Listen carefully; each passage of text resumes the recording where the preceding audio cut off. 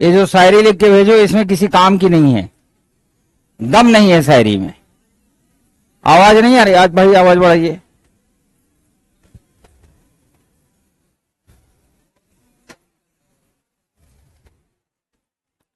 लोगों ने जो शायरी भेजी है इनमें किसी में दम नहीं है।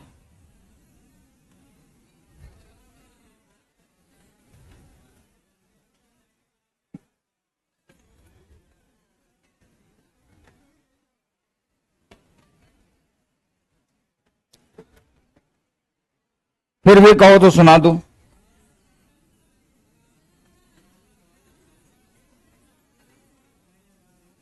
नहीं, आज इनका वाला सुना देता हूं, फिर जब क्लास बोर होने लगेगी तो अपना वाला तो बचा के रखते हैं कि जब लोग सूखने लगेंगे तो उन्हें हरा भरा करने के लिए। वैसे आज प्रयागराज में मुख्यमंत्री जी आए हुए हैं, तो जिस रोड से वो गुजर रहे हैं वहां का मौसम एकदम आशिकाना जैसा हो गया है। वो पानी वाले बौछार डाल के सारे पत्ते धुल गए। अब आप निकलेंगे तो आपको लगेगा आप सावन के महीने में हो। इसे कहते हैं पावर।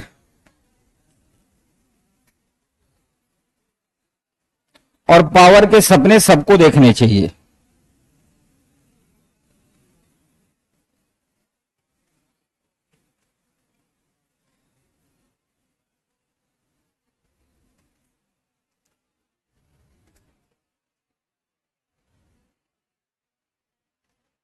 पहले एक शायरी पढ़ देता हूं, फिर क्वेश्चन, फिर दूसरी शायरी, फिर क्वेश्चन।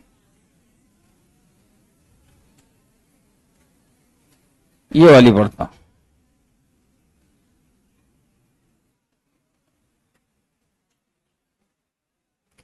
चांदनी रात में बरसात बुरी लगती है, जब दिल में दर्द हो तो हर बात बुरी लगती है। एक कोई टूटा हुआ आशिक है,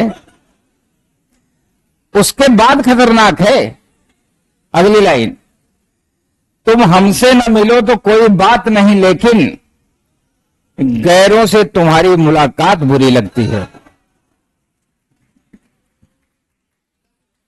तो वही हो गया ना, तुम हमको न चाहो तो कोई बात नहीं। अब शायरी हो गई, जोश आ गया। लिखो, एक 3 मंजिले इमारत के, एक 3 मंजिले इमारत के प्रत्येक मंजिल पर 2 फ्लैट हैं।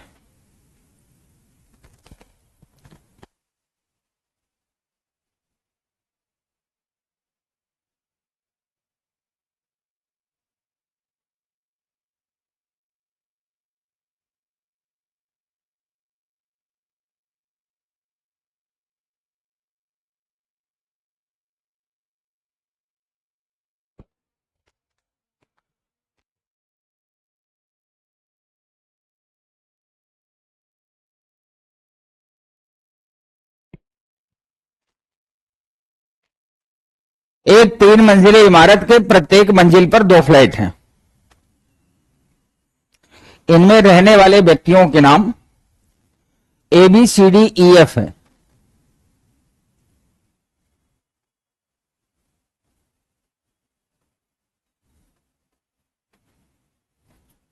व्यक्तियों के नाम ABCDEF है। प्रत्येक व्यक्ति का व्यवसाय अलग अलग है। प्रत्येक व्यक्ति का व्यवसाय अलग अलग है।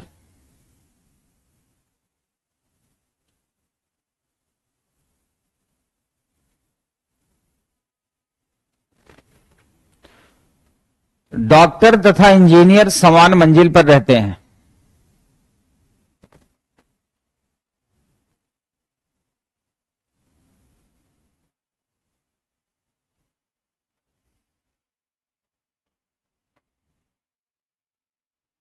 डॉक्टर तथा इंजीनियर समान मंजिल पर रहते हैं। ए और सी समान मंजिल पर रहते हैं।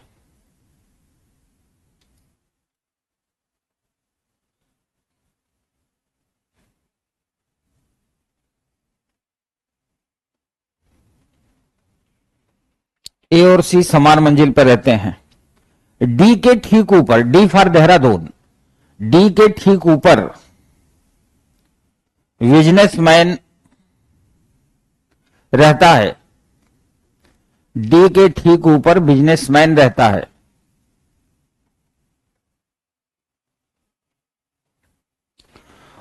और ठीक नीचे लॉयर रहता है, और ठीक नीचे लॉयर रहता है।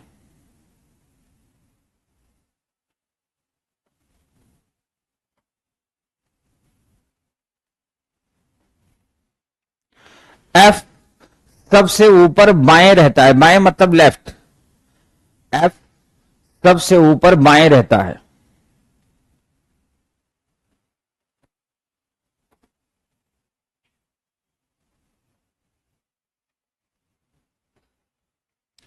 बी के ठीक नीचे, बी फॉर बॉम्बे, बी के ठीक नीचे टीचर रहता है।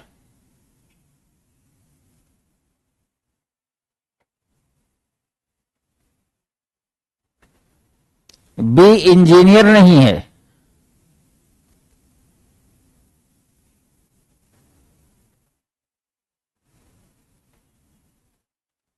बी इंजीनियर नहीं है, तथा ए लॉयर नहीं है।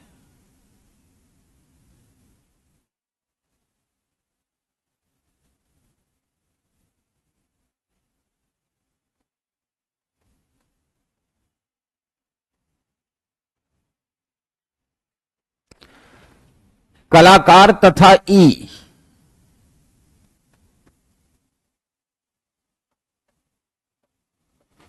समान मंजिल पर रहते हैं।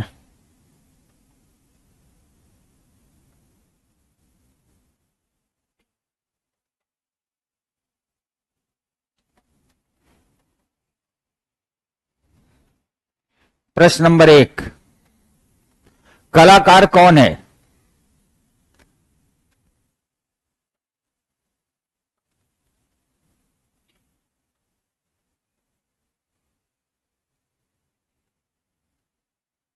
प्रश्न नंबर 2, डॉक्टर कौन है?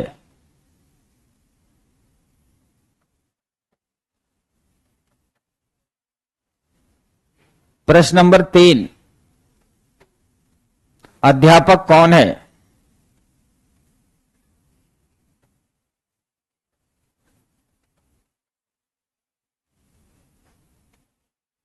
बस अब आप शुरू हो जाइए। कुल मिलाकर जब भी ऐसा प्रश्न आएगा डेटा, तो 3 प्रश्न यूपीएससी पूछेगा। शुरू हो जाइए।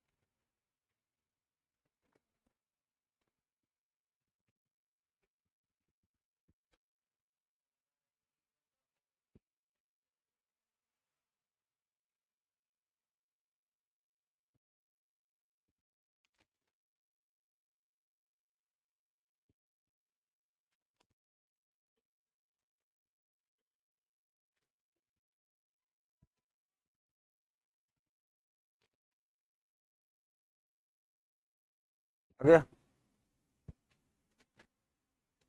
बिजनेसमैन कौन है? ई।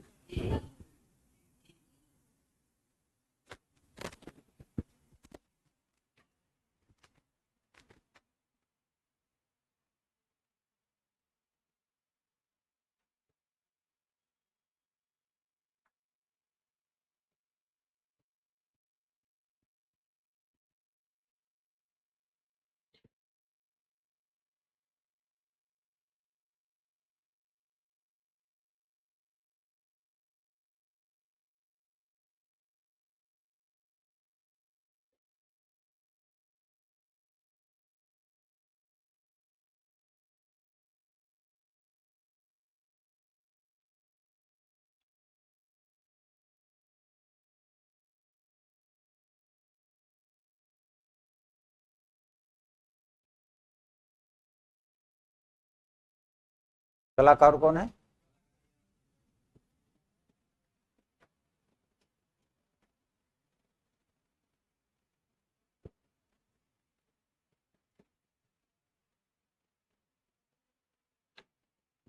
अब जिनका आना था आ गया, और जिनका नहीं आया है अब नहीं आएगा।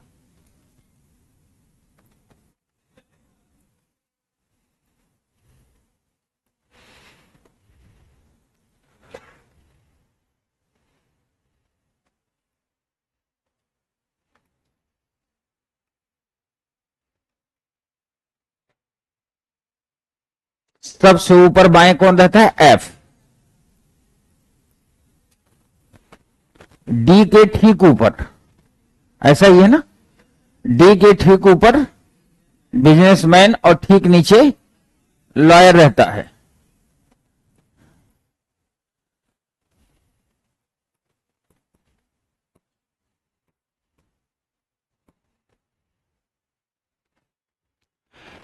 ए और सी समान मंजिल पर हैं तो नीचे ही होंगे, और ए क्या नहीं है?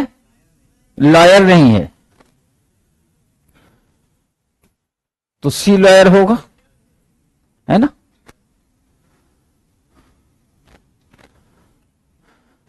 डॉक्टर और इंजीनियर समान मंजिल पे हैं,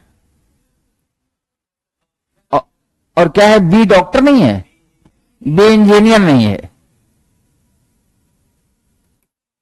तो डॉक्टर इंजीनियर ऐसे लिखा,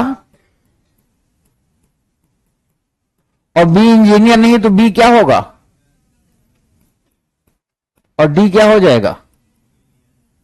इंजीनियर। ये लॉयर है तो ये क्या हो जाएगा? टीचर। सब हो गए, बचा कौन? कलाकार तथा ई समान मंजिल पे हैं, तो ये हो गया आर्टिस्ट। अब होता क्या है, क्वेश्चन आपने बना लिया, अब बनाने के बाद आप पढ़ के देखो कि सब सही जगह पे सेट हो रहा है नहीं। इनकी एक खासियत होती है, अगर आपने फॉरवर्ड बना लिया और आपको एग्जाम में लगता है कि यहां से 3 प्रश्न पूछे गए हैं, गलत हो सकते हैं, तो आप प्रश्न को दोबारा पढ़ते जाओ और चेक करते जाओ कि ये फॉलो कर रहा है या नहीं। ठीक है, पढ़िए आप।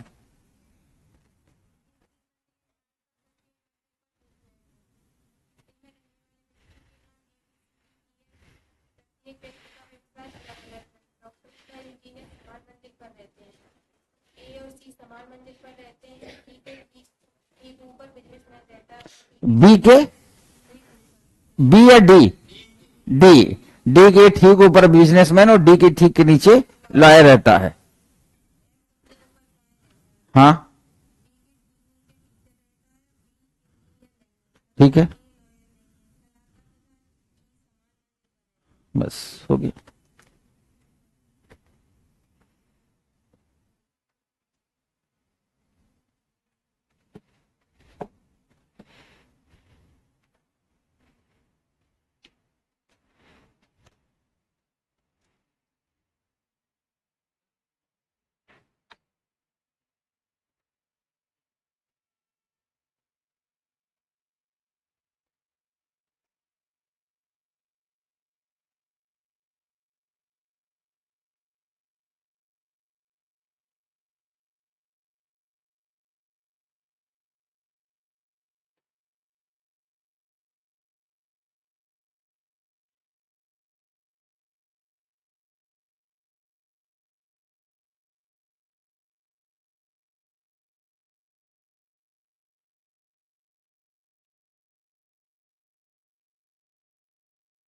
लिखो अगला प्रश्न।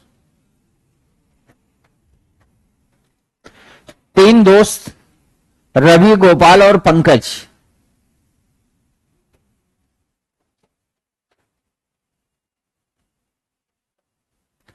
तीन दोस्त रवि, गोपाल और पंकज 3 दिनों में आम, अमरूद और संतरा खाते हैं।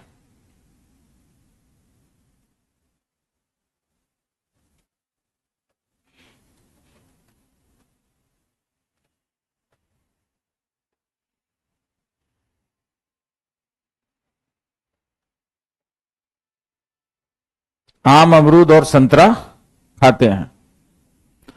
प्रत्येक मित्र एक दिन में केवल एक फल खाएगा।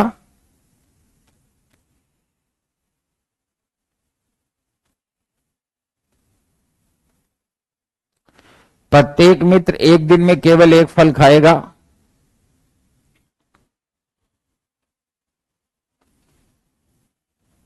और प्रत्येक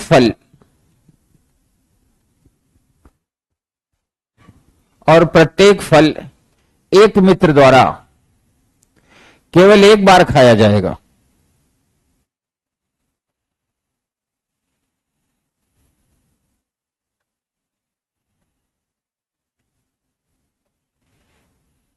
रवि दूसरे दिन संतरा खाता है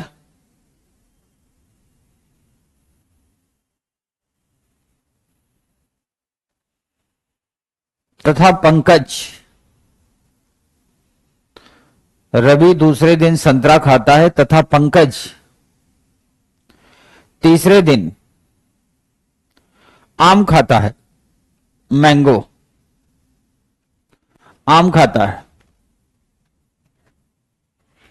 क्वेश्चन नंबर 1, पहले दिन आम कौन खाता है?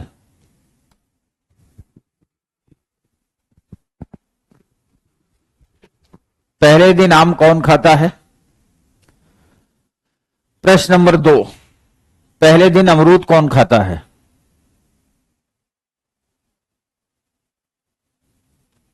दो काफी हैं, अगर खा सके तो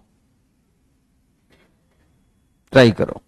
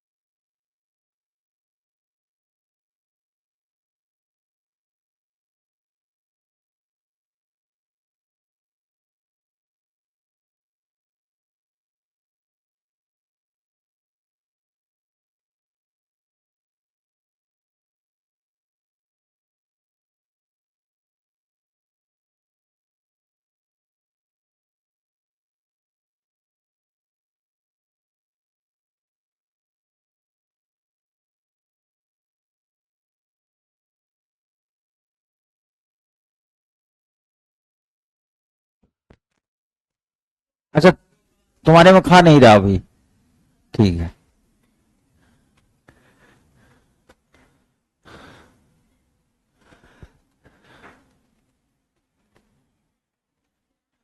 ये जो प्रश्न मैं आपको करवा रहा हूं, पहली बात ये लॉजिकल है, दूसरी बात ऑथेंटिक है, तीसरी बात इनका स्टैंडर्ड यूपीएससी वाला है, और चौथी इनकी खास बात यह है कि अगर ऐसे लगभग 10 प्रश्न रोज आदमी प्रैक्टिस करे तो 90 दिन में उसका नेटवर्क जो 2G टाइप का है वाईफाई हो जाएगा।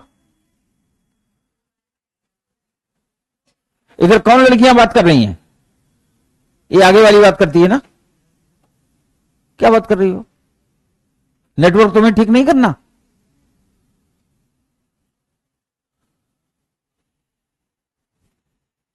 दुनिया में सारा काम सिर्फ दिमाग से होता है। जिसके पास दिमाग है उसके पास दुनिया है, दिमाग नहीं है तो दुनिया नहीं है। 3 दोस्त रवि, पंकज और गोपाल 3 दिनों में आम, अमरूद और संतरा खाते हैं। प्रत्येक फल किसी मित्र द्वारा केवल एक बार खाया जाएगा और प्रत्येक मित्र एक दिन में केवल एक फल खाता है। अब 3 दिन है, तो ये देखो, पहला दिन, दूसरा दिन, तीसरा दिन। दिन ऐसे ही आएगा या ऐसे आएगा? नहीं, पहले तीसरा दिन आता है, पहले पहला दिन। हाँ, इसमें कंफ्यूजन ना हो।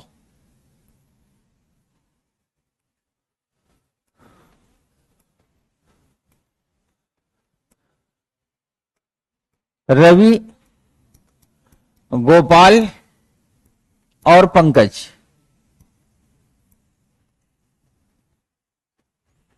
कई बार स्टूडेंट मेरे से एक सवाल पूछते हैं कि सर हमें यह कैसे पता चलेगा कि ये वाला बनाना था, ये बनाना था, हमें कैसे पता चलेगा? कल हम लोगों ने ऐसे ऐसे बनाया था, वो हमें कैसे पता चला था? क्योंकि लंबा से नाटा के क्रम में, भारी से हल्का के क्रम में कोई सेम प्लेस पे नहीं था, तो हम इसलिए बनाते हैं कि हमें दिखता रहे कि सेम प्लेस पे ना हो।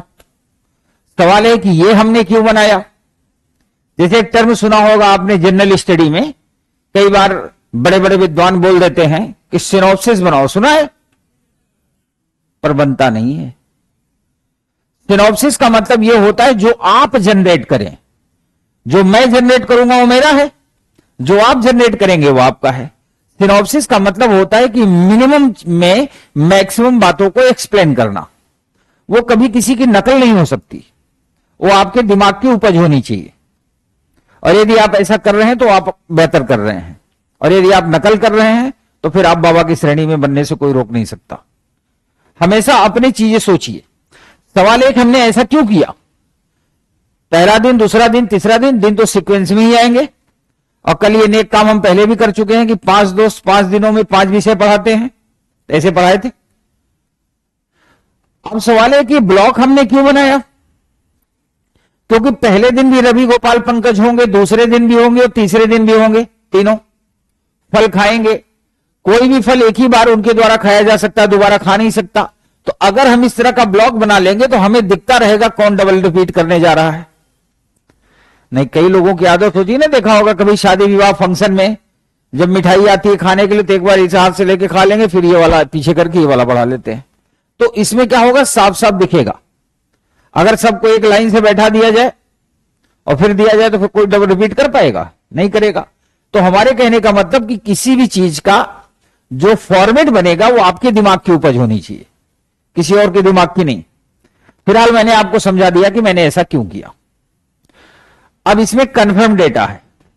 क्या है बताओ? रवि दूसरे दिन, पंकज क्या खाता है? रख दिया। हर दिन 3 फल आएंगे। पहले दिन का हमारे पास कोई डेटा नहीं है। आपको अगर याद हो, जब क्लास की स्टार्टिंग हुई थी तो मैंने आपसे कहा था हमारी क्लास जैसे जैसे आगे बढ़ेगी मैं कभी भी पिछली क्लास से एग्जांपल उठा के आपको दूंगा, आप मेंटली प्रिपेयर्ड रहा करो। आपको याद होगा उस दिन क्लास में मैंने एक एग्जांपल दिया था कि जब हमारे पास कोई डेटा दिया हुआ हो, और ये एग्जांपल यूनिवर्सल है, किसी इस क्वेश्चन के लिए नहीं, यूनिवर्सल। और सीसेट का मतलब यही होता कि जो सीखेंगे यूनिवर्सल सीखें, हर जगह यही लगेगा। अगर डेटा नीचे से दिया है तो कार्यक्रम भी नीचे से ही शुरू होगा, ऊपर से नहीं होगा। तो यहां डेटा दिया है, यहां भी दिया है, तो हम सेकेंड डे या थर्ड डे से शुरू करेंगे। सवाल है कि सेकेंड से शुरू करें या थर्ड से। अब ये भी समझ सीख लो, या तो हम स्टार्टिंग से करते पहले से, या तो फिर नीचे से करेंगे लास्ट से। जब इन दोनों कंडीशन में यूपीएससी में 90% क्या 95% आप स्टार्टिंग से करो या लास्ट से करो, आपका आंसर आ जाएगा। केवल 5% ऐसी कंडीशन होती कि बीच में से कोई नंबर पिक करता है, तो वो आपसे भी नहीं होगा और भारत में जो लोग पेपर दे रहे होंगे किसी से नहीं होगा, एटलीस्ट पेपर के टाइम तो नहीं होगा। अब तीसरे दिन 3 फल आए, आम, अमरूद और संतरा। आते ही पंकज ने आम उठा के खा लिया। अब हमारे पास बच गया अमरूद और संतरा। तो कुछ लोग कहते हैं सर गोपाल को ऑफर करिए। गोपाल को ऑफर इसलिए नहीं करेंगे क्योंकि यहां डेटा नहीं दिया है। हम ऑफर किसे देंगे? रवि को, कि रवि भाई आम तो पंकज ने खा लिया, अब हमारे पास अमरूद और संतरा बचा है, आप क्या खाओगे? क्योंकि संतरा दूसरे दिन खाता है वो, तो संतरा खाएगा नहीं तो क्या खाएगा? और ये खाएगा अमरूद संतरा। मजा आया? ठीक है, ये संतरा है। अब बचा आम और अमरूद। इधर आए, पंकज से हमने कहा पंकज भाई आम खाएंगे या अमरूद? तो पंकज ने कहा आम नहीं खाऊंगा, मैं क्या खाऊंगा? और ये क्या खाएगा? संतरा, आम, आम अमरूद। एक बार मैं हिमाचल प्रदेश गया था ना, एक लड़के का नाम संतरा था और एक लड़की का नाम भी संतरा था। तो संतरा देख के वही याद आ गया। तो ये हमारा डेटा बनेगा।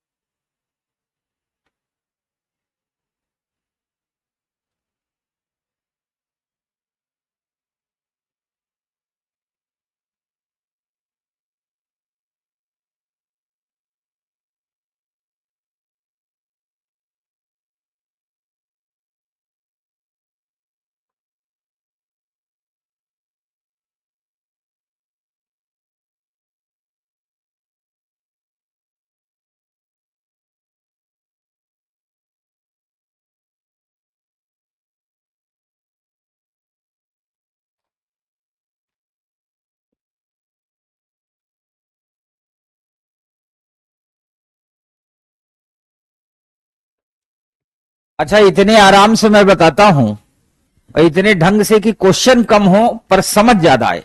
इसके बावजूद जब कोई लिख देता है कि फिर से बता दीजिए, तो कसम से ये फीलिंग आती है कि ये जहां भी हो बिल्कुल वहीं पहुंच जाऊं। और ऐसे कई बार मिल जाते हैं। आप लाख मतलब जितना शानदार समझा सकते हो समझा दो, जब लास्ट में लिख देंगे सर एक बार और, तो कसम से मेरी आत्मा भी हिल जाती है। मुझे लगता है कि इससे अच्छा, पढ़ने से अच्छा सीधा उत्तराखंड।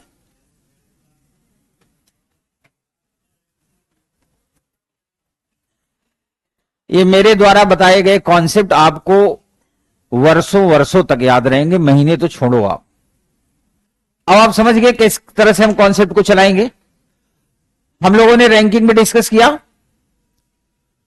और ये वर्टिकल अरेंजमेंट पढ़ा। Now we are going for the circular arrangement. Circular चलेंगे, सर्कुलर के बाद हॉरिजेंटल आएंगे, फिर मैं आपको पीपीटी यहां बोर्ड पर शो करूंगा और आप अपने हुनर का प्रदर्शन करेंगे। तो अब हम लोग सर्कुलर चल रहे हैं। आप सर्कुलर के बारे में 2-3 बात ध्यान सुन लीजिए। सर्कुलर के बारे में जब प्रश्न देगा तो कैसा प्रश्न देगा? लिखेगा ABCDEFGH 8 व्यक्ति एक मेज के चारों ओर बैठे हुए हैं। खूब ध्यान सुनना, मेज के चारों ओर बैठे हुए। अगर वो मेज शब्द का इस्तेमाल करे टेबल, तो जब तक वो ये ना कहे कि मेज आयताकार या वर्गाकार है, तब तक आप मेज को हमेशा सर्कुलर ही बनाएंगे। क्योंकि जो टेबल का कॉन्सेप्ट है मेज का, अभी अलग की बात है कि आजकल हॉस्टल में, पीजी में, जगह जगह पे मेज टेढ़ी मेढ़ी 22 तरह की लोग बना देते हैं। लेकिन जो मेज का कॉन्सेप्ट है ना टेबल का, वो सर्कुलर वाला ही है। अब आप ये कहेंगे इसको मैं सिद्ध कैसे करूं? सिद्ध कर देता हूं। आपने गोलमेज सम्मेलन का नाम सुना होगा, है ना? बस, तो जो टेबल होती है ये सर्कुलर होती है हमेशा। तो अगर उसने कहा 8 व्यक्ति एक मेज के चारों ओर बैठे हैं, केवल इतना कहा, तो आप सर्कुलर मेज बनाएंगे। उसने कहा आयताकार मेज के चारों ओर बैठे हैं, तो आप आयत बनाएंगे। आयत में आमने सामने की भुजा बराबर होती है और अंदर के कोण 90 डिग्री होते हैं। अगर उसने कहा कि 8 व्यक्ति एक वर्गाकार मेज के चारों ओर बैठे हैं तो आप वर्गाकार बनाओगे, और नहीं कहा तो सर्कुलर बनाओगे, वृत्ताकार बनाओगे।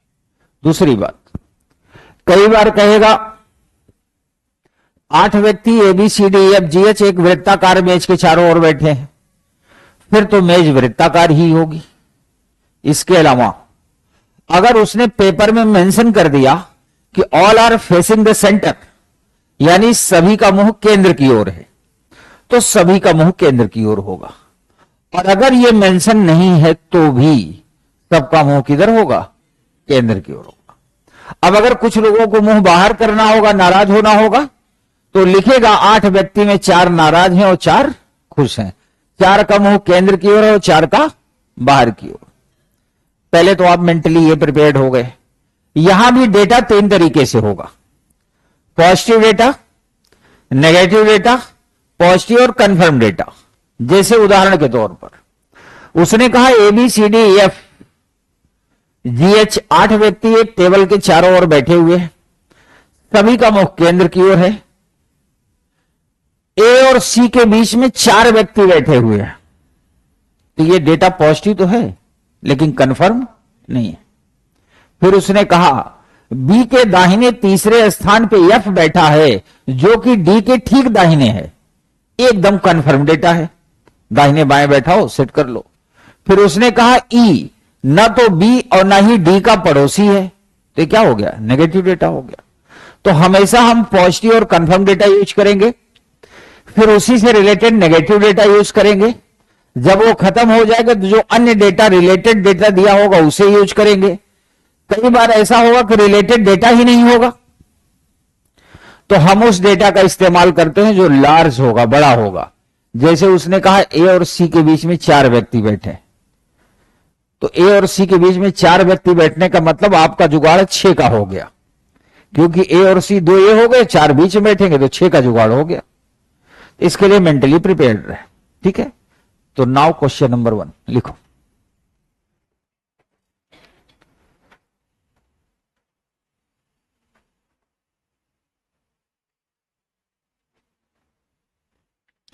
ABCDEF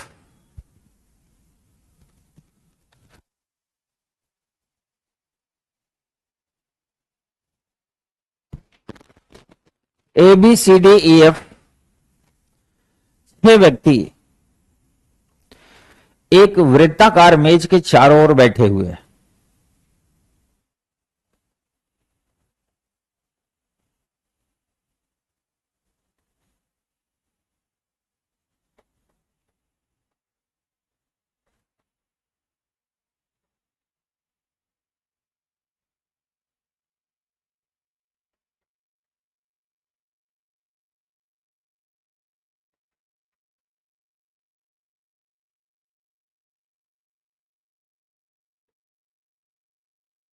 एक ऑनलाइन वाले ने मैसेज में लिखा है कि गोलमेज सम्मेलन का नाम गोलमेज सम्मेलन है, क्यों बताओ?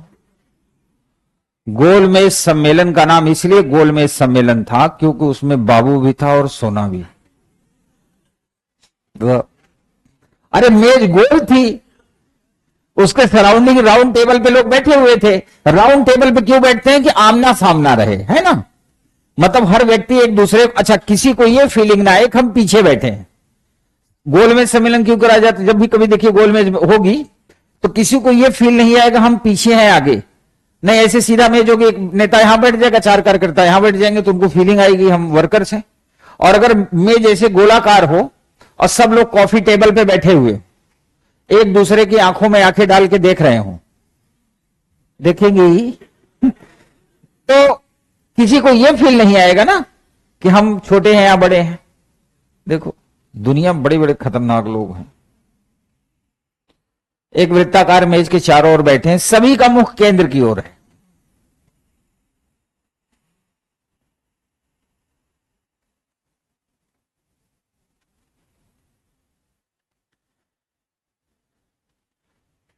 एक है दाहिने,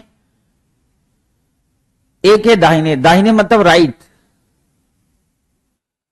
एक है दाहिने दूसरे स्थान पर सी है, सी मतलब कैट,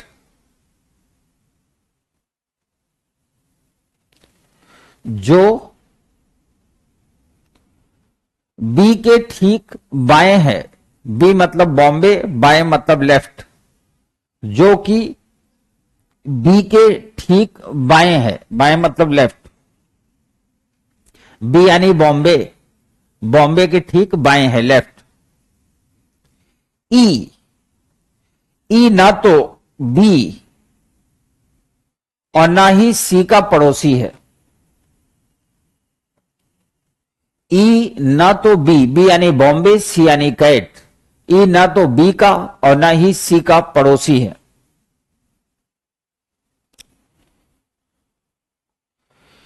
ई और एफ पड़ोसी नहीं है।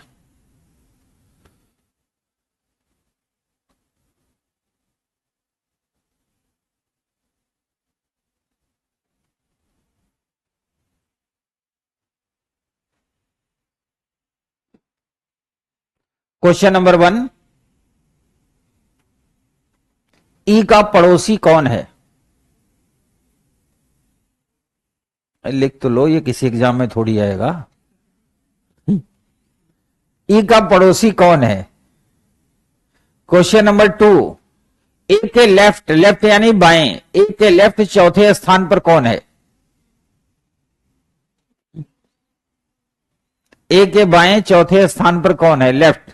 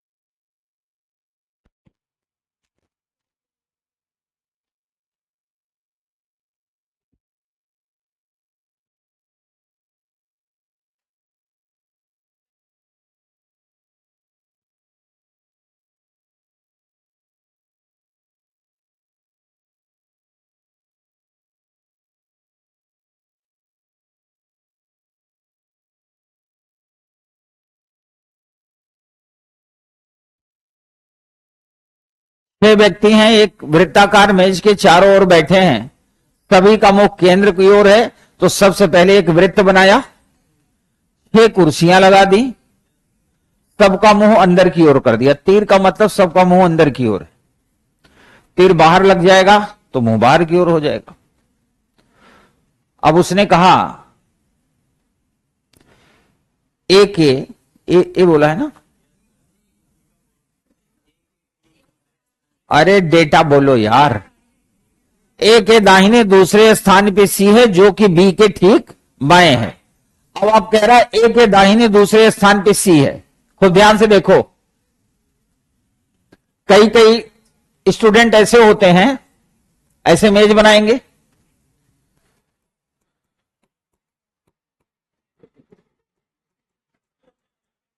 चेक कर लो चाहे, और जितने ऐसे बनाएंगे ये सब बाबा टिल्लू के शिष्य हैं। बाबा से सीखे, बाबा ने बनवा दिया। क्योंकि जब ये प्रश्न एंगल पे पूछना शुरू करेगा तो गलत हो जाएगा। और इसमें क्या है, इसकी प्रैक्टिस होगी। अगर वो एंगल भी पूछ लेगा, कोण तो 360 डिग्री का होता है, जितने खाने हैं उतने भी डिवाइड हो जाएगा, एंगल आ जाएगा। दूसरी बात, ए के दाहिने दूसरे स्थान पे सी है, तो अब आप बन जाओ ए, और आपका फेस इधर ही होगा। तो ये रहा आपका दाहिना और ये रहा आपका, यानी इधर से चलेंगे तो बाएं और इधर से चलेंगे तो दाहिने। तो ए के दाहिने ये रहा ए, ए के दाहिने दूसरे स्थान पे जो मतलब सी, बी के ठीक बाएं है, जस्ट लेफ्ट, तो इधर से होगा तो दाहिने होगा और इधर से होगा तो। अब कह रहा है जो ई है ना तो बी और ना ही सी का पड़ोसी है, दो जगह बैठ नहीं सकता, तो कहां बैठेगा। अब ई के बगल में एफ नहीं बैठ सकता क्योंकि पड़ोसी नहीं है, और यहां कौन होगा, तो ई का पड़ोसी है डी और ए के बाएं चौथे स्थान पे, तो 1 2 3 और ये सी आ गया।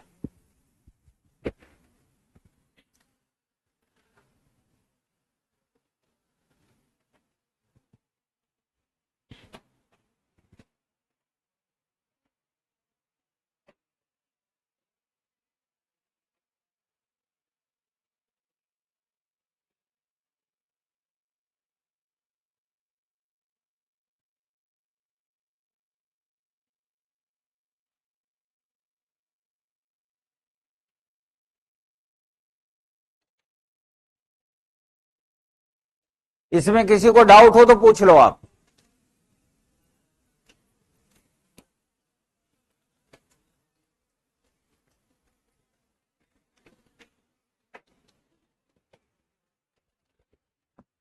लिखिए A B C D E F G H, A B C D E F G H,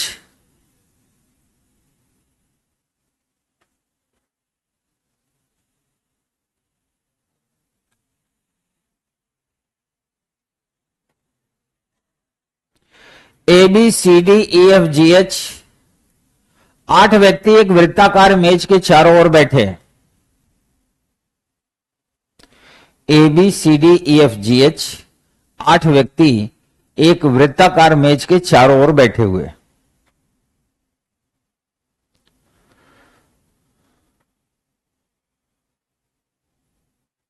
सभी का मुख केंद्र की ओर है।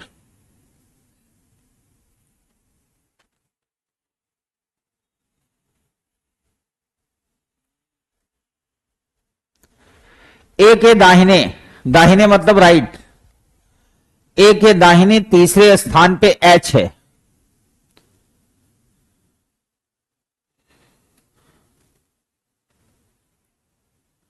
ए के दाहिने, दाहिने मतलब राइट, तीसरे स्थान पे एच है, जो सी के बाएं, बाएं मतलब लेफ्ट, जो सी के बाएं दूसरे स्थान पर है।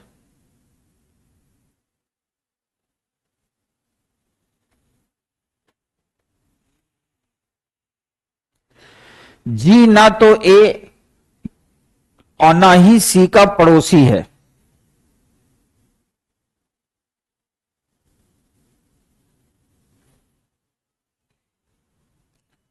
जी ना तो ए और ना ही सी का पड़ोसी है। अब आप ये बताओ कि प्रश्न को टफ करना चाहते हो या इजी। तो बाद मैंने कहना समझ में नहीं आ रहा। इजी, ठीक, समझ गया। मैं ऐसा देता हूं कि किसी को कष्ट भी ना हो और कोई बद्दुआ भी ना दे, है ना। डी और बी, डी यानी Dehradun, B for Bombay, D और बी पड़ोसी हैं।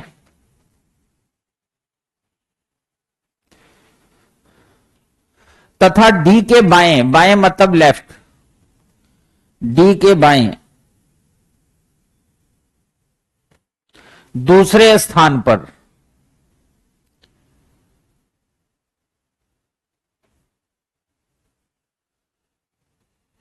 डी के बाएं दूसरे स्थान पे ई है। डी के बाएं, बाएं मतलब left, D for Dehradun, D के बाएं दूसरे स्थान पर ई है।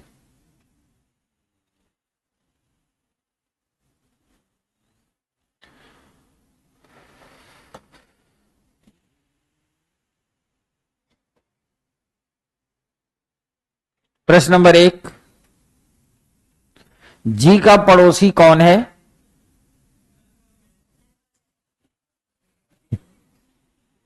जी का पड़ोसी कौन है? प्रश्न नंबर 2, ए के बाएं, बाएं मतलब लेफ्ट, ए के बाएं कौन है?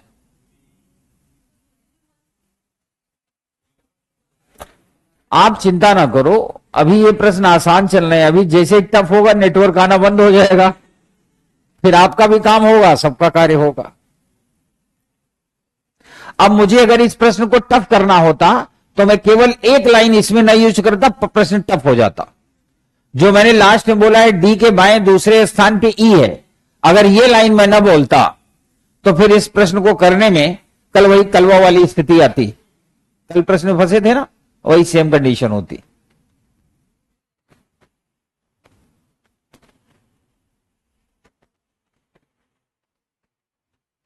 इस प्रश्न के बाद हम लोग कुछ और करेंगे।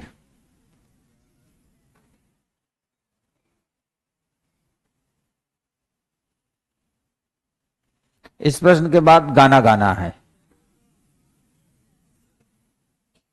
कोई है जो बढ़िया गा लेता हो? कहां है? सब एक दूसरे की तरफ कह रहे हैं ये गाता है, ये गाता है।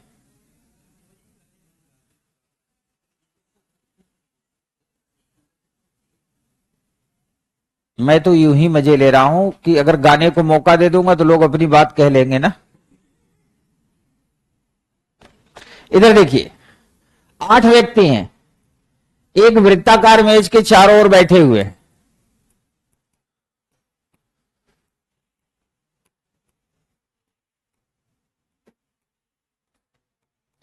एक बात कान खोल के सुन लो, जब मैं अटेम्प्ट करता रहूं तो अटेम्प्ट करते हुए देखा करो। आपको क्या लगता है जो मैंने प्रश्न का उत्तर करा दिया ये काम करेगा? ये नहीं काम करेगा। काम ये करेगा कि मैं कैसे अटेम्प्ट कर रहा हूं, और मैं वैसे ही अटेम्प्ट करूंगा जैसे एक आम आदमी करता है। जिसको कुछ नहीं आता होगा कैसे करेगा? यही से करेगा। टेबल बनाया, 8 व्यक्ति बैठाया, और आप ये देखिए 8 व्यक्ति को लगभग मैंने सिस्टमैटिक तरीके से चेयर लगवाया है। अब पॉजिटिव और कंफर्म डेटा है कि ए के दाहिने तीसरे स्थान पे एच है, ये है ए।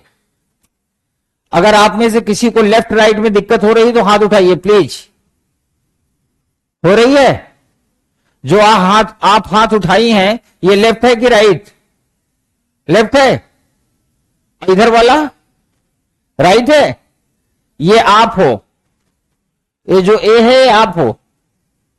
अब आपका मुंह इधर है तो आपका राइट हैंड किधर होगा? जय हो। 1 2 3, ए के दाहिने तीसरे स्थान पे एच है। अब हो गया, मतलब ए का दाहिना मतलब आपका दाहिना, तो दाहिने हाथ पे तीसरे स्थान पे एच है। जो सी के बाएं दूसरे स्थान पे, इधर देखिए, आपका हाथ ऐसे चलेगा तो ये दाहिना रूट होगा, और ऐसे चलेगा तो ये, कुछ इसमें बाबा टाइप के लोग ये बताते हैं कि क्लॉकवाइज चलो एंटी क्लॉक। ऐसे अगर चलोगे तो कभी चल नहीं पाओगे, क्योंकि उतनी दूर तक ही चलोगे जितनी दूर तक वो प्रश्न चलाएगा। तो अपने दाहिने बाएं पे विश्वास करो ना। Left right clockwise anti clockwise चक्कर में क्यों पड़ रहे हो भाई? आप एग्जाम में जाएंगे तो आपका दाहिना हाथ आपके पास रहेगा और बायां हाथ भी आपके पास ही रहेगा। अपने दाहिने बाएं चलना। कई बार स्टूडेंट को एक दिक्कत आती है, मैं इस बात से एग्री करता हूं। दिल्ली में मेरी क्लास चल रही थी, ऐसे ही क्लास चल रही थी, सामने एक स्टूडेंट बैठा तो उसने कहा सर एक बात बताइए, इस क्लास में मेरा मुंह इधर है तो ये दाहिना है और ये बायां, मान लो सेंटर पे मेरा मुंह इधर हो गया तब तो मुंह आपका किधर भी हो जाएगा, दाहिना हाथ दाहिनी ओर होगा और बायां हाथ बाईं ओर होगा, नो इश्यू। तो अगर किसी के मन में आया हो तो उसको जवाब मिल गया। जो सी के बाएं दूसरे स्थान पे, तो सी यहां होगा, फर्स्ट एंड सेकंड एच यहां हो गया। पॉजिटिव और कंफर्म डेटा के बाद नेगेटिव डेटा। नेगेटिव डेटा क्या है? जी,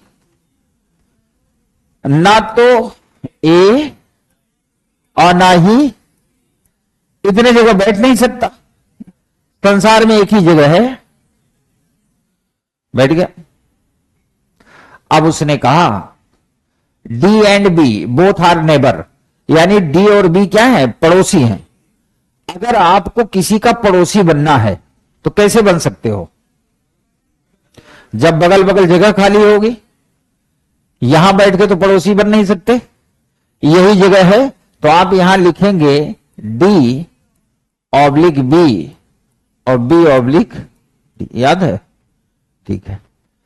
यानी हमें डी और बी का सीक्वेंस क्लियर नहीं था, तो हमने ऑब्लिक लिख के छोड़ दिया। और एक बात और सुन लो, अगर उसमें प्रश्न में मैं अगली लाइन न दिया होता कि डी के बाएं दूसरे स्थान पे ई है, तो ये सारा मैटर लफड़े में आ जाता। डी और बी बैठते तो यही, D oblique B, B oblique D, यहां हो जाता ई ऑब्लिक एफ, यहां हो जाता एफ ऑब्लिक ई। और यूपीएससी जब प्रश्न पूछता तो यहां का और यहां का, यहीं से पूछता, क्योंकि लोग गड़बड़ी, अगर जल्दबाजी में गड़बड़ी करेंगे तो फंसेंगे।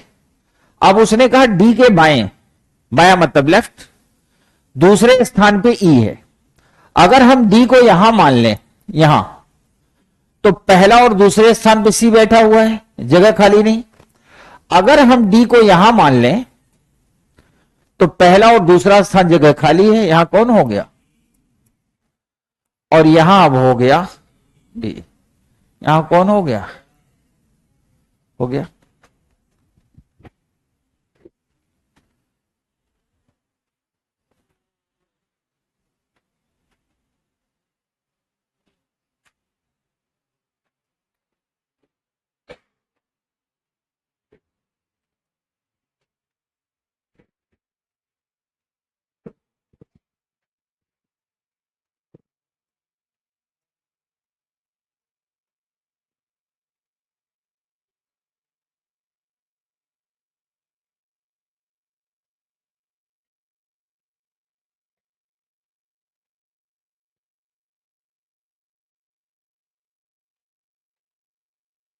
नोट हो गया।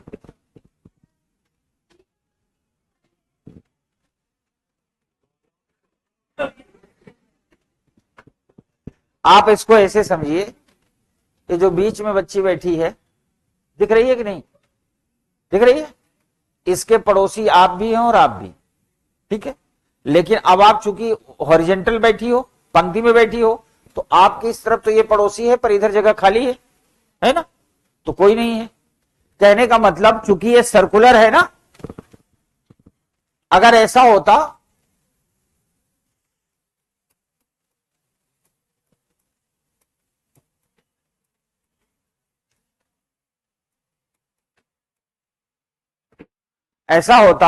तो जी का पड़ोसी केवल एक होता है एच, और एफ का पड़ोसी ई और एच दोनों होते।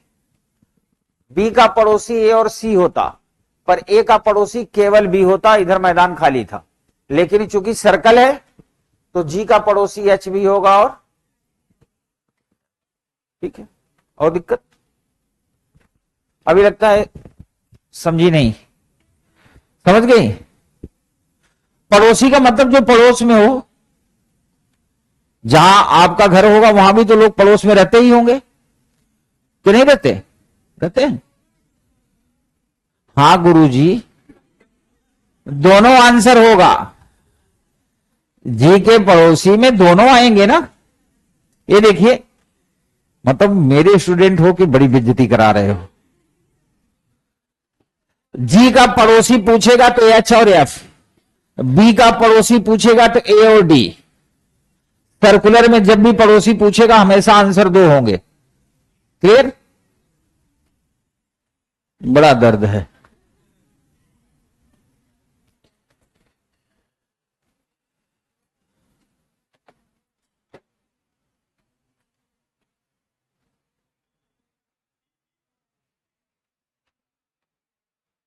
चलिए अब हम लोग थोड़ी देर ब्रेक लेते हैं, है ना, एकदम रिलैक्स हो जाओ। अब आपको मैं दूसरी शायरी सुनाता हूं, और दूसरी शायरी सुनने के तुरंत बाद एक प्रश्न दूंगा, और उसको आप 2 मिनट में हल करके बताएंगे। और याद रहे कि जब वो प्रश्न मैं दूंगा तो ना तो कोई एक दूसरे से बात करेगा, ना कोई किसी की नकल करेगा। और अगर ऐसा हुआ, मैंने देख लिया कि आप एक दूसरे से मच्छर आवाज में बात कर रहे हो, तो तुरंत खड़ा कर दूंगा क्लास में। समझ गए? मेरी क्लास में मन लगा के पढ़ो, मुस्कुराते हुए पढ़ो, पढ़ो ही नहीं सीखो, है ना।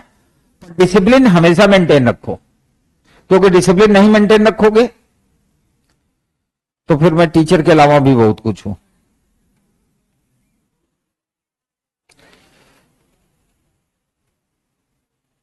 दूसरी शायरी सुनो। जख्म जो पड़ जाते हैं मोहब्बत में किसी के, वाह करते रहो, वो दुनिया के किसी भी इलाज से नहीं भरते। मैं तो सिर्फ तुम्हारे नाम पर जीता हूं, लोग मोहब्बत के नाम पे क्या क्या नहीं करते।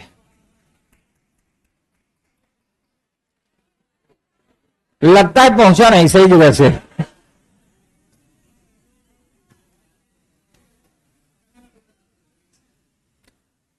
पीछे वालों, मुझे सब पता है पीछे वाले क्या क्या करते हैं, ऐसा ना हो कि वहां तक आना पड़े।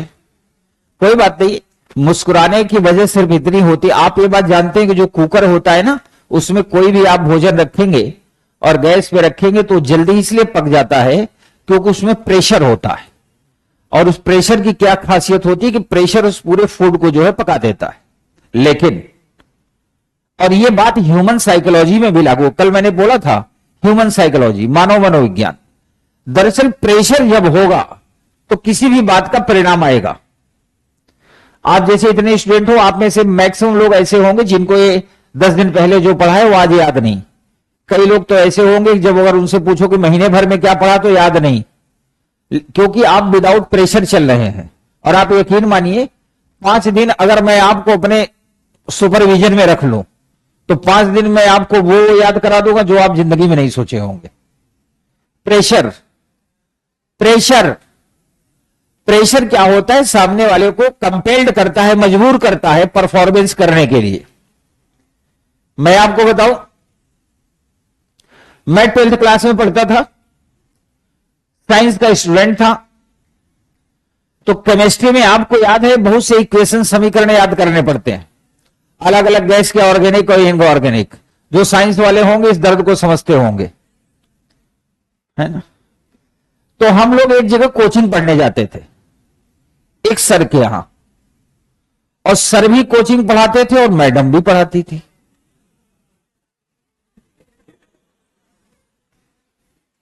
तो इस बार तो सर भी थे, पर मैम और भी ज्यादा सुंदर थी। तो लोग उनके यहां एडमिशन लेने के लिए मारामारी करते थे। सर पढ़ाते थे फिजिक्स और मैम पढ़ाती थी केमिस्ट्री। अब क्या हुआ कि जब उनके यहां क्लास सब हो गए, मैम टास्क देती थी कि कल इस नंबर से लेके इस नंबर तक के 70 इक्वेशन आपको याद करके आने हैं। और ये जो परफॉर्मेंस नहीं कर पाएगा, 70 आपको याद करने हैं, वो 8 या 10 क्वेश्चन यही बोर्ड पे लिखेंगी और वो इधर लिखते जाएंगे, आगे का आपको लिखना रहेगा। तो जो भी व्यक्ति 10 में 7 से कम परफॉर्मेंस करेगा, उसे अगले 15 दिन मैडम क्लास में आने नहीं देंगी। सोचो कितना कष्ट होता। तो लोग क्या करते थे, रात भर सोते नहीं थे, मतलब रट के जाते थे कि जितनी परफॉर्मेंस हो सके करके दिखा देनी है। तो मैडम जब इक्वेशन लिखती थी तो लगभग 10 लिखती थी, तो सभी का लगभग 7 8 7 8, मतलब 7 से नीचे कोई नहीं जाता था। एक स्टूडेंट मैं भी था, पसंद तो मैं भी करता था।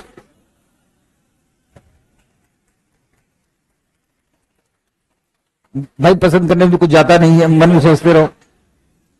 तो जब मैडम ने टास्क दिया तो आप विश्वास नहीं करेंगे, रात भर मैं भी नहीं सोया। उस रात भोजन नहीं किया क्योंकि भोजन कर लूंगा नहीं रहेगी। और रात भर में उन्होंने 70 समीकरण दिए थे। 70 समीकरण को मैंने कैसे कैसे याद किया, पहले 20 बार रटा, उसके बाद हर 5-10 मिनट बाद मैं पेज पे एक तरफ से उसको लिखता था। रात भर में कम से कम सैकड़ों पेज मैंने लिख डाले। मुझे था कि कल अब वो आखिरी मौका है। मैडम इक्वेशन इस तरफ से लिख रही थी, 9 तक लिख चुकी। 10वां जब वो लिख रही थी, ऑक्सीजन का इक्वेशन लिखे 2KCl, बस उन्होंने लिखा, क्योंकि मैं सब रटा था। तो मैडम का कहना था कि जिसका हो जाएगा वो खड़ा हो जाएगा। मैडम केवल 2KClO3 लिखी थी, मैं खड़ा हो गया क्लास में। मैडम ने पूछा भाई क्या हुआ, हमका हो गया। कहा कैसे, मैंने तो अभी इतना ही लिखा है। हमने कहा मैडम इसके आगे आप लिखेंगे प्लस MnO2, फिर उनका रिएक्शन होगा, 2KCl अलग हटेगा, MnO2 अलग होगा और 3O2 ऑक्सीजन बन के निकल जाएगी। मैडम की नजर में छा गया।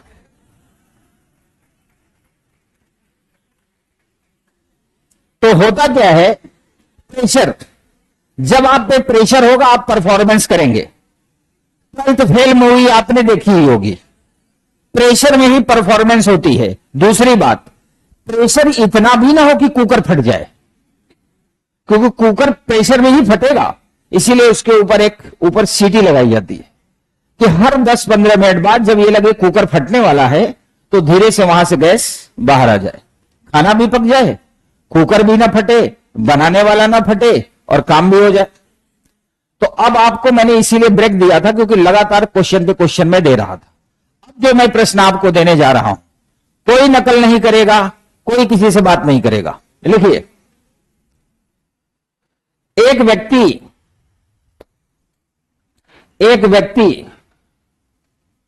बाजार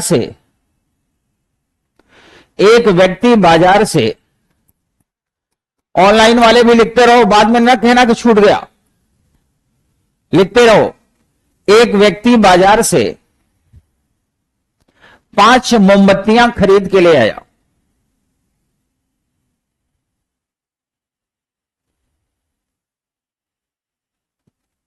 पांच मोमबत्तियां खरीद के ले आया जिनके जलने की क्षमता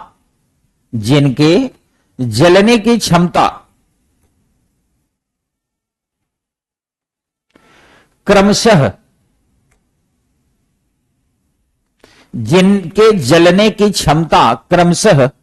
2 घंटे, 3 घंटे, 4 घंटे, 5 घंटे और 6 घंटे हैं।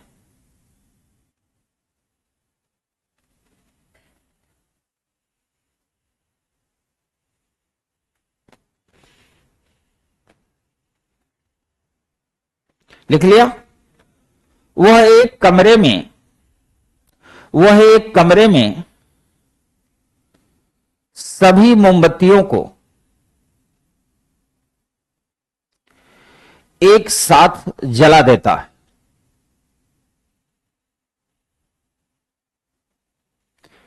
एक साथ जला देता।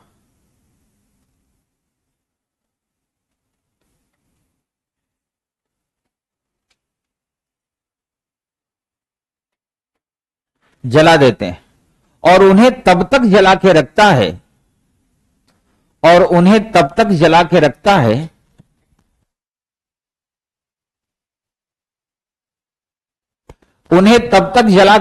है जब तक उनमें से 4 मोमबत्तियां बुझ नहीं जाती। उनमें से 4 मोमबत्तियां बुझ नहीं जाती।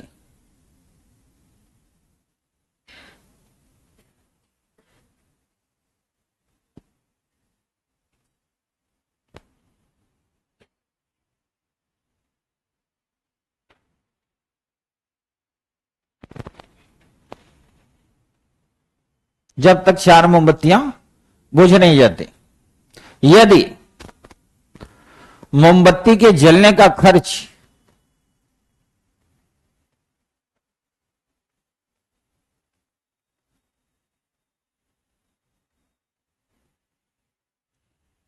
कितना कर दूं? 5 रुपए कम कर, पैसे में करते हैं, पैसे दिख नहीं रहे। 30 पैसे प्रति घंटा हो, 30 पैसे प्रति घंटा हो,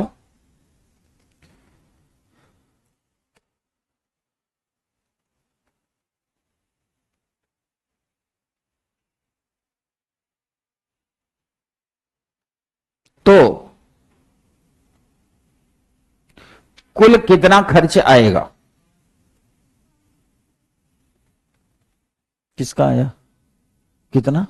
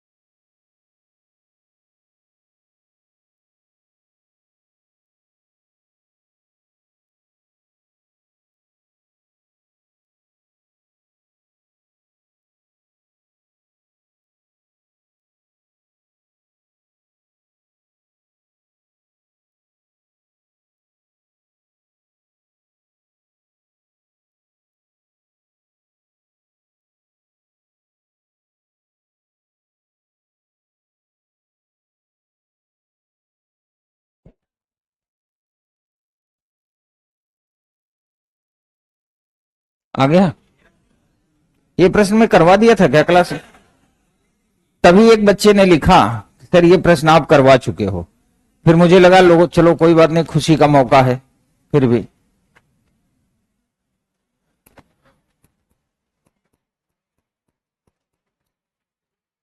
दो घंटे ये जलेगी, 3 ये, 4 ये, और ये भी कितनी जलेगी? 19। 5 रुपए 70 पैसे। तभी मेरे क्वेश्चन लिखाते ही इसने आंसर दिया। मैं सोचा ये चमत्कार कहां से हो रहा है। अब नहीं तो हो सकता है किसी और बैच में किसी ने सुना हो, मैं करवा दिया था ना। एनीवे, चलिए अगला क्वेश्चन लिखिए।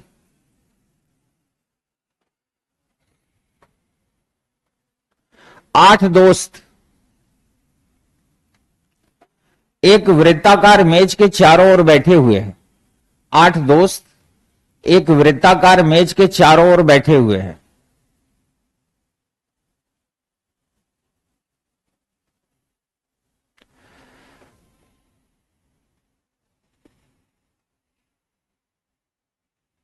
सभी का मुख केंद्र की ओर है। All are facing the centre, सभी का मुख केंद्र की ओर है।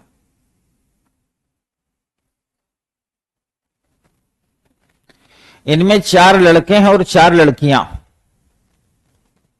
इनमें से 4 लड़के हैं और 4 लड़कियां।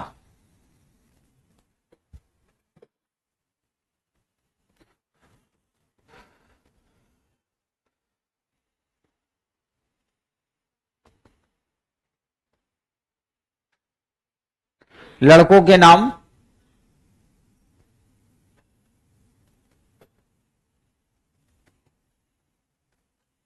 मदन,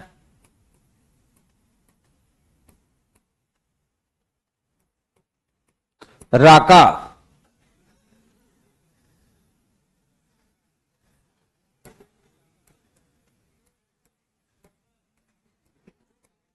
मदन, राका, गिरधारी,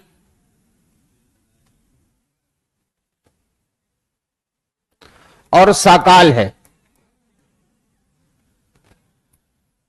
मदन, राका, गिरधारी और साकाल है। लड़कियों के नाम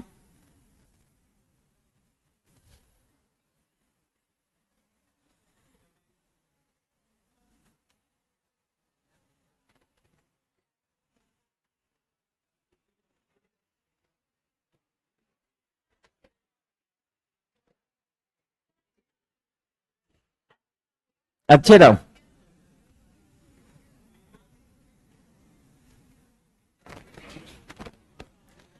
लड़कियों के नाम संगीता, सुल्ताना,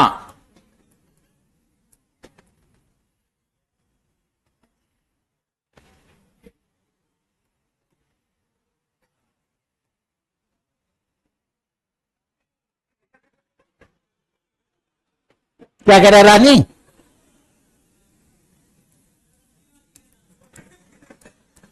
रानी लिख दिया।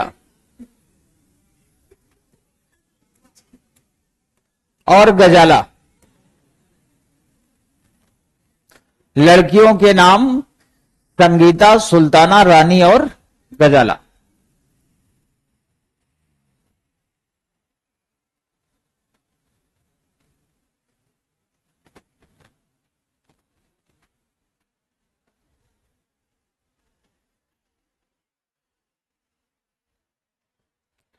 राका और साकाल के बीच में, राका और साकाल के बीच में 3 दोस्त बैठे हुए हैं। राका और साकाल के बीच में 3 दोस्त बैठे हुए हैं।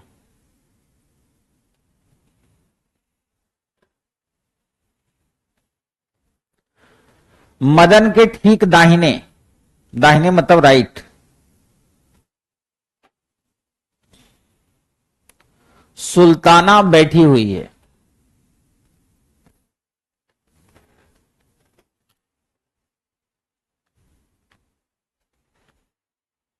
पड़ोसी मित्रों का नाम, पड़ोसी मित्रों का नाम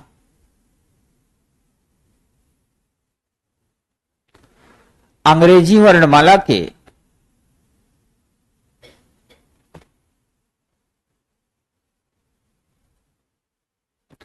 पड़ोसी मित्रों का नाम अंग्रेजी वर्णमाला के समान अक्षर से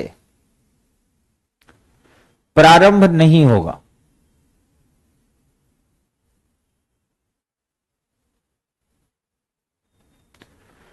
पड़ोसी मित्रों का नाम अंग्रेजी वर्णमाला के समान अक्षर से प्रारंभ नहीं होगा। कोई भी 2 महिला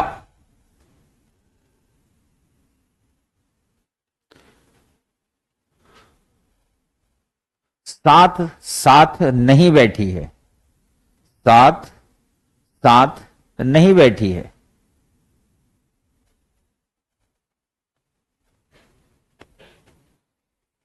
प्रश्न नंबर 1,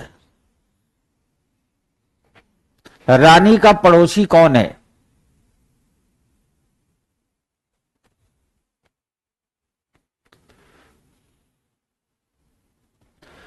प्रश्न नंबर 2,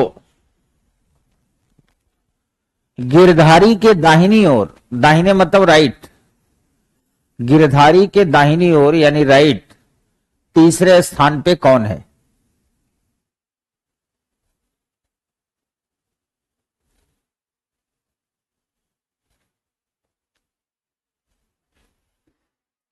शुरू हो जाइए।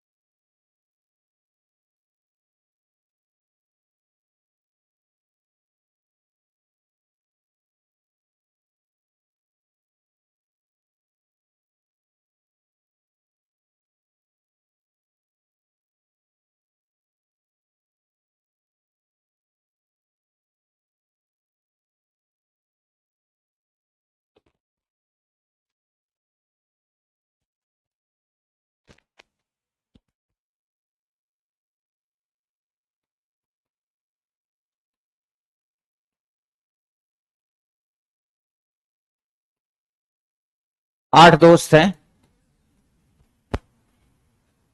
मदन के ठीक दाहिने सुल्ताना बैठी है। पॉजिटिव और कंफर्म डेटा है ये। मदन के ठीक दाहिने सुल्ताना बैठी है, पॉजिटिव और कंफर्म डेटा है। उसने कहा राका और साकाल के बीच 3 व्यक्ति बैठे हैं।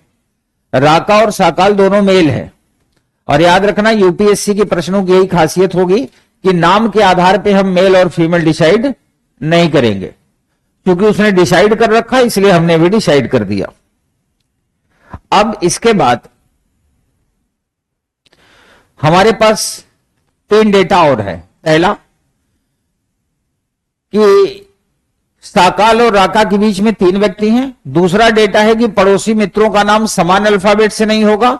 और तीसरा डेटा है कि no 2 female are sitting together, कोई भी 2 महिला साथ साथ नहीं बैठी। सुल्ताना कौन है? महिला है। Very good. और मदन कौन है? तो सुल्ताना, महिला के बगल में महिला नहीं बैठेगी। कौन बैठेगा? यहां महिला, यहां पुरुष, यहां महिला, यहां पुरुष और यहां महिला बैठ गए। अब उसने कहा, अब हमारे पास 2 डेटा है, पड़ोसी मित्रों का नाम समान अक्षर से शुरू नहीं होगा और राका और साकाल के बीच में 3 बैठे हैं। तो राका और साकाल दोनों मेल हैं, पुरुष हैं। तो जहां बैठेंगे किस कुर्सी पे बैठेंगे? पुरुष वाले। तो पुरुष की एक कुर्सी यहां है, एक यहां है और एक यहां है, और एक कुर्सी पे मदन बैठ चुका है। साफ साफ कह रहा है कि राका और साकाल के बीच में 3 व्यक्ति हैं। अब आपको भी खुली आंखों से दिख रहा होगा कि 3 व्यक्ति कैसे आएंगे। अगर हम राका और साकाल को यहां यहां रखें तभी 3 इधर से भी आएंगे और 3 इधर से भी आएंगे। तो हमने लिखा राका ऑब्लिक साकाल, साकाल ऑब्लिक राका, लिख दिया। अब कंफर्म हो गया कि मदन लाल यहां, राका और साकाल यहां, और गिरधारी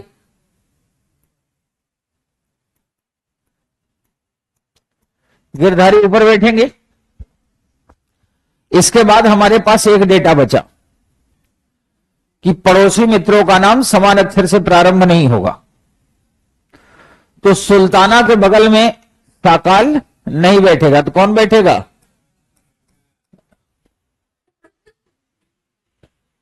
बड़े खतरनाक आदमी हो।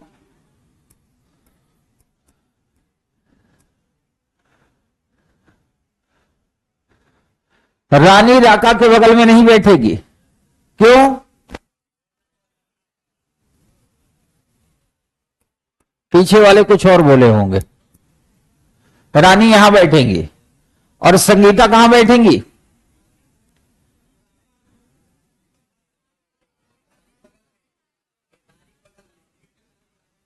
और गजाला जो है गिरधारी के बगल में बैठेगी नहीं तो कहां बैठेगी? और यहां कौन बैठेगी?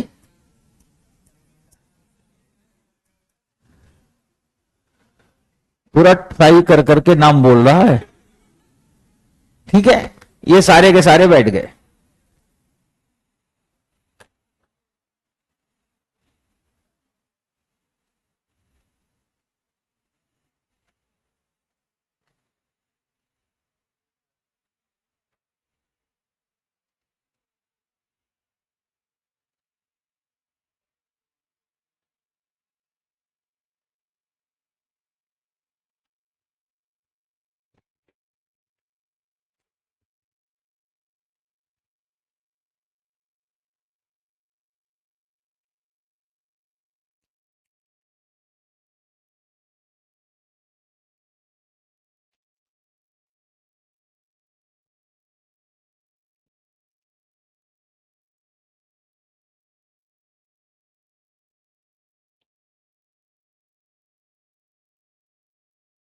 दिमाग तेज करने का सबसे अच्छा माध्यम होता है ये।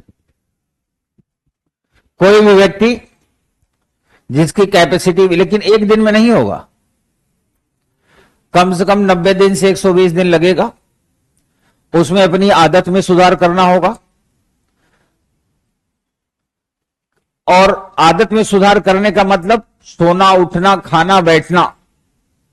और तीसरी जो सबसे बड़ी इंपॉर्टेंट बात होती है कि हम अपने आसपास में ऐसे लोगों का जमावड़ा पाल के रखते हैं कि जो हमें उस सिस्टम से बाहर नहीं निकलने देते। वो चाहे सोशल सिस्टम हो और चाहे पर्सनल सिस्टम हो। इसीलिए कहा जाता है, बड़ा फेमस लाइन है कि अगर बाज की तरह आसमान में उड़ना है तो कबूतरों का साथ छोड़ना पड़ेगा। और दुर्भाग्य यह है कि हम अपने जीवन में कबूतर ही पाल के रखते हैं। अब कबूतर का मतलब यह नहीं होता मेल या फीमेल। कबूतर कबूतर है, वो ऊट पटांग बातें करना, टाइम का को खराब करवाना, सिस्टम को क्लियर न होने देना, आप मेंटली रिफ्रेश नहीं होंगे, पढ़ ही नहीं पाएंगे। पढ़ने के लिए खुश होना बड़ा जरूरी है, और खुश होने के लिए सबसे इंपॉर्टेंट है कि सराउंडिंग में दुख ना हो, तभी तो खुश होंगे, और जब खुश होंगे तो पढ़ेंगे। एक बार एक बच्चे ने पूछा कि सर खुश होकर पढ़ने में और बिना खुश होकर पढ़ने में क्या अंतर है? हमने कहा वही अंतर है कि जब आप फिल्म देखने जाते हो, कोई भी व्यक्ति एक आदमी ढूंढ के ले आ दो जो फिल्म देखने जाता हो और खुश ना हो। जब भी फिल्म की प्लानिंग करेगा तो उस दिन वो खुशी खुशी फिल्म देखने जाएगा, और 3 घंटे की मूवी पूरी की पूरी उसे याद हो जाती है, गाने भी याद हो जाते हैं, डायलॉग्स भी याद हो जाते हैं, कई को तो हीरो हीरोइन का नाम तक याद हो जाता है।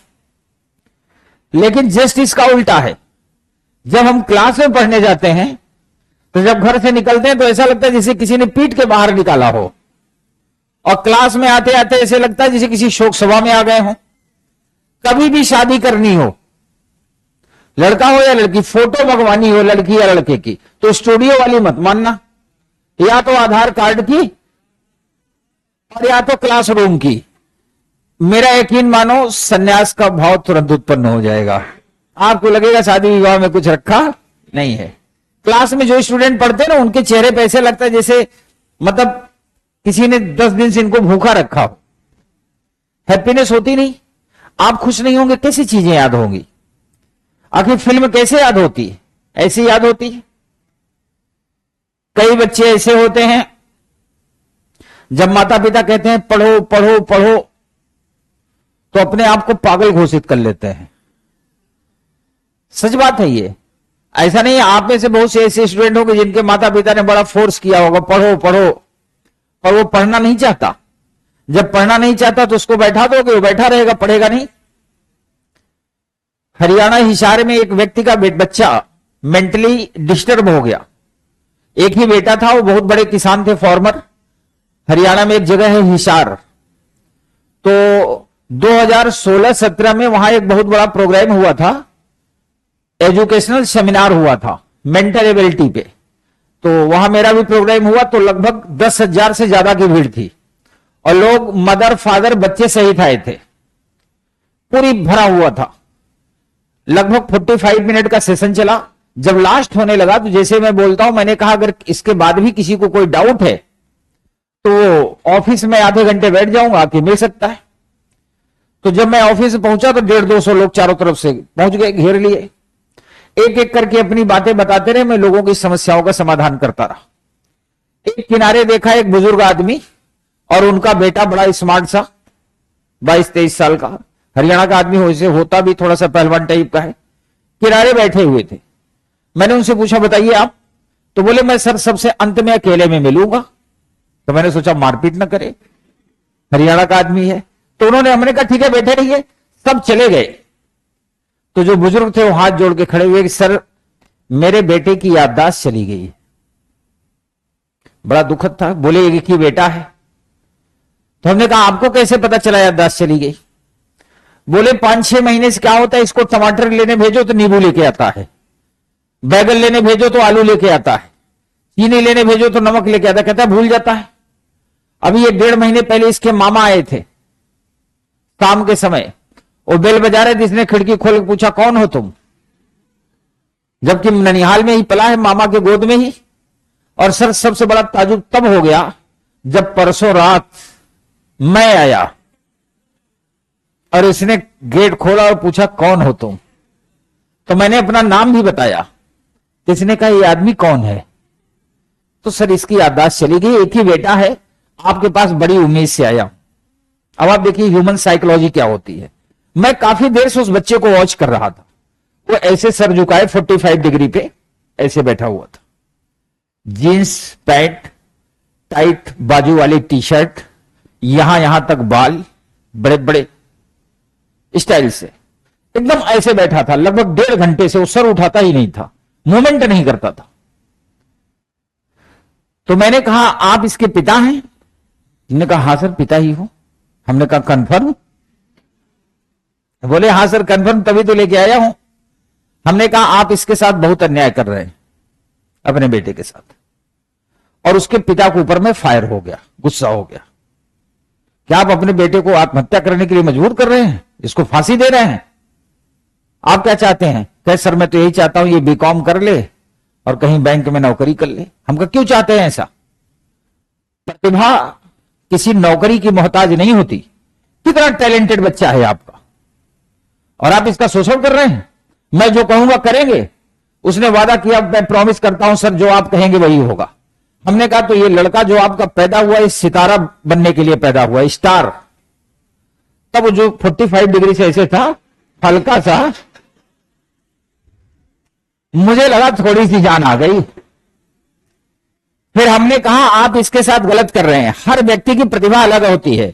सचिन तेंदुलकर के पिता अगर उन्हें यूपीएससी की तैयारी कराते तो सचिन तेंदुलकर गांव गांव घूम करके बेरोजगारी का दंश झेल रहे होते। उन्होंने क्रिकेट खेल ले दिया, सचिन तेंदुलकर महान बन गए। ध्यानचंद जी हॉकी के जादूगर हो गए। हर व्यक्ति की प्रतिभा अलग अलग होती है। आपका लड़का इतना प्रतिभाशाली, इतना स्मार्ट है, अगर ये फिल्मों में जाए तो रातों रात स्टार बनेगा। आप यकीन माने तब उसने हल्का सा ऐसे बाल पे हाथ फेरा। फिर मैंने कहा कि दिल्ली में एक जगह है मंडी हाउस, वहां एक मंडी हाउस प्लेस का नाम है, कनाट प्लेस के पास में है। वहां एक है NSD, national schools of drama. Shahrukh Khan के फादर वहीं कैंटीन चलाते थे। शाहरुख खान भी वहीं से ट्रेनिंग लिए, बहुत से एक्टर वहां से निकले। तो हमने कहा कि मंडी हाउस में जो school national schools of drama है एनएसडी, उसके डायरेक्टर मेरे मित्र हैं। आप अपने बच्चे का वहां एडमिशन कराइए, ये हीरो बनेगा। अब वो लड़का एकदम स्ट्रेट होकर बैठ गया। हमने कहा लेकिन भाई साहब एक वो बोले कि ठीक है सर आप जैसा कहो। हमने कहा कुछ नहीं, इसको एक कार दिलाइए, शानदार एक फ्लैट दिलाइए, इसका मैं एडमिशन कराता हूं, इसको खूब कपड़े दिलाइए, ये एक्टिंग सीखे 6 महीने बाद हीरो बन जाएगा। लेकिन हमने फिर लास्ट में कहा भाई साहब एक प्रॉब्लम है। तो लड़के ने पूछा क्या? हमने कहा एनएसडी में एडमिशन जब होगा तो इसका इंटरव्यू होगा। सिफारिश तो मैं कर दूंगा पर इंटरव्यू तो होगा ना। अब इसकी याददाश्त चली गई है, ये कैसे परफॉर्मेंस कर पाएगा? तो उसने पूछा सर वो लोग पूछेंगे क्या? हमने कहा फिल्म के बारे में पूछेंगे, कोई पुरानी फिल्म जो आई हो, क्या तुम बता पाओगे? कहा सर कोशिश तो कर ही सकता हूं। हमने कहा ठीक है एक बात बताओ, आज से कुछ महीने पहले तुमने कौन सी फिल्म देखी थी? तो उसने थोड़ा सा ऐसे ऐसे किया। उसमें सुल्तान मूवी आई थी सलमान खान की। उसने कहा सर सुल्तान मूवी देखी थी। हमने कहा अच्छा, उसमें हीरो हीरोइन कौन था? बोले अनुष्का शर्मा और सलमान खान। हमने कहा ये तो ठीक है लेकिन तुम्हें परफॉर्मेंस भी करनी होगी। कहा सर किस टाइप की? कोई गाना, कोई एक्टिंग, कोई डांस? तो कहा सर जैसा आप कहें। हम कहा अगर आता है तो खड़े होकर सुनाओ। आप विश्वास नहीं करेंगे, वो खड़ा हुआ और जो सलमान खान गाए ने उसमें कि जग घूमिया थारे जैसा न कोई, वही गाना गाया और गा के जैसे सलमान खान ऐसे गिरे थे ना, ऐसे हाथ रखे थे, वैसे डांस करके ऐसे लेट गया। मैंने उसके पिता से कहा बधाई हो, याददाश्त वापस आ गई। तो कई लोग होते हैं ना को प्रेशर में अपने आप को एक्टिंग में डाल देते हैं और हकीकत है कि हर व्यक्ति की प्रतिभा अलग अलग होती है। जब मैं आपसे कहता हूं कि आप क्वेश्चन कम पढ़ें, टॉपिक ठीक से समझें, टॉपिक को इस तरह समझें कि इन फ्यूचर उस टॉपिक से कोई भी प्रश्न आए, कितना भी कॉम्प्लिकेटेड हो, तो आप उसे जनरेट कर लें। अब तक जितने भी प्रश्न हम लोगों ने डिस्कस किए, हर एक में मैंने आपको फॉर्मूला नहीं याद कराया। मैंने आपको कोशिश की कि आप ये सीखें कि प्रश्न ऐसा होगा तो हम करेंगे क्या, क्योंकि एग्जाम में नया आएगा तो आप फिर फंसेंगे। तो कोशिश हमारी यही होनी चाहिए कि हम वो अटेम्प्ट करें जिससे हमारे दिमाग के अंदर जनरेशन पैदा हो। दूसरी बात, जैसे कैलेंडर टॉपिक था उसमें कुछ बातें याद करने लायक थी, वो मैंने आपको लगभग याद करा दिया है। ठीक है, इसी बात एक प्रश्न और लिखो। चार व्यक्ति एक वृत्ताकार मेज के चारों ओर बैठे हुए हैं।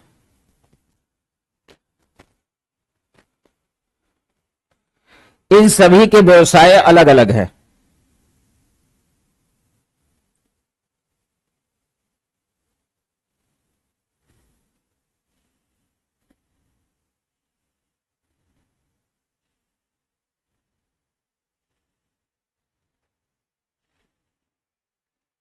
इनके नाम मोहन, इनके नाम मोहन, चेतन, दीपक और राकेश हैं। मोहन, चेतन, दीपक और राकेश हैं। इनका व्यवसाय है डॉक्टर, इनका व्यवसाय है डॉक्टर, वकील, अध्यापक, डॉक्टर, वकील, अध्यापक और बिजनेसमैन।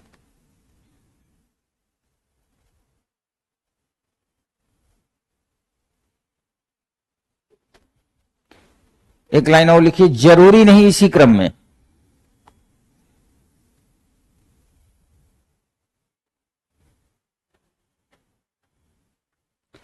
मोहन के ठीक दाहिने डॉक्टर बैठा है।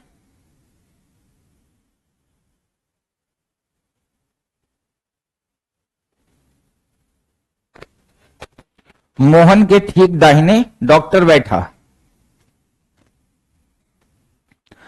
अध्यापक और वकील, अध्यापक और वकील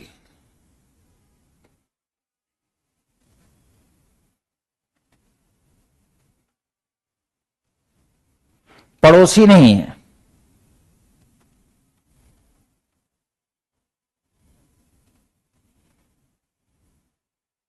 और मोहन अध्यापक नहीं है। और मोहन अध्यापक नहीं है।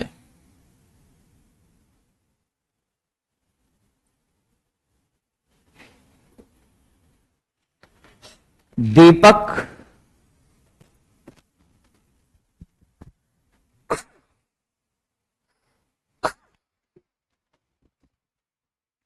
दीपक और बिजनेसमैन पड़ोसी नहीं है, पड़ोसी हैं। दीपक और बिजनेसमैन पड़ोसी हैं।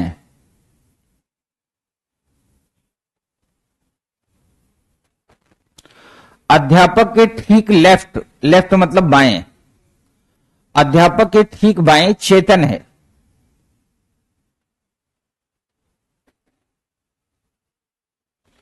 अध्यापक के ठीक बाएं चेतन है।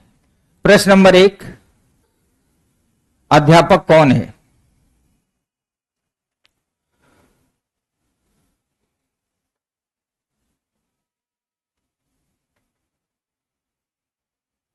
दूसरा,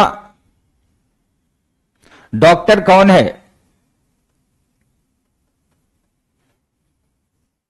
तीसरा, आंसर आ गया। तीसरा, राकेश का व्यवसाय क्या है?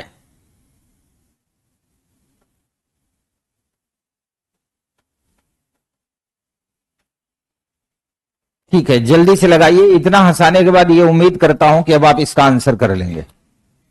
सभी लोग कर लेंगे, ऑनलाइन वाले भी, ऑफलाइन वाले भी। ट्राई करिए।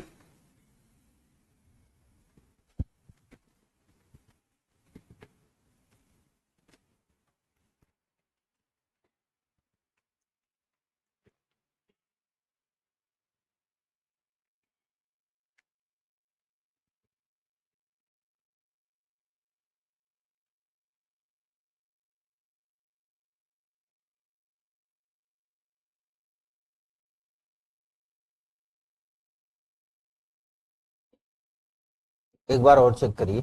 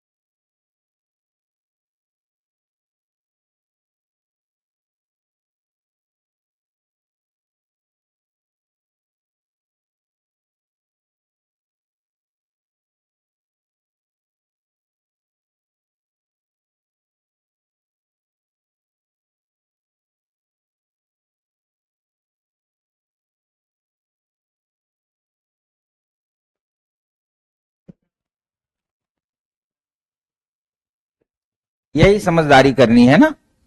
हमें आए ये बहुत अच्छी बात है, पर हमें सही ही आए ये उससे भी अच्छी बात है, क्योंकि अगर एक भी मिस्टेक हो गया तो माइनस मार्किंग होगी।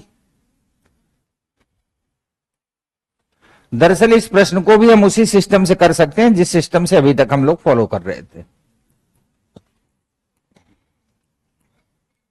4 दोस्त हैं, मोहन के ठीक दाहिने डॉक्टर है। This is the positive and confirm data. सबसे पहले हम उसे बैठा देंगे। यहां आया मोहन, मोहन के ठीक दाहिने कौन बैठेगा? अध्यापक और वकील पड़ोसी नहीं है। अगर अध्यापक वकील पड़ोसी नहीं है तो यहां तो बैठ नहीं सकते, और बैठ तो यहां भी नहीं सकते। तो कहां बैठ सकते हो? ऊपर और नीचे। तो हम लिखेंगे एडवोकेट ऑब्लिक टीचर और टीचर ऑब्लिक एडवोकेट, और मोहन अध्यापक। तो मोहन कौन होगा? वकील। और यहां जो होगा वो क्या होगा? और यहां जो होगा वो कौन होगा? बिजनेसमैन। ठीक है। अब कह रहा है दीपक और बिजनेसमैन पड़ोसी हैं, तो बिजनेसमैन के 2 ही पड़ोसी हो सकते हैं, एक लेफ्ट एक राइट। यहां मोहनलाल बैठे हैं, कह रहा है दीपक और बिजनेसमैन पड़ोसी हैं, तो बिजनेसमैन ये रहा, इसका पड़ोसी एक ये होगा एक ये होगा। यहां मोहन है तो दीपक कहां होंगे? अब अध्यापक का मुंह इधर है, ध्यान देना, आमने सामने हो गया। लेफ्ट ये होगा ये। अध्यापक के ठीक बाएं कौन है? चेतन। तो मोहन, चेतन, दीपक और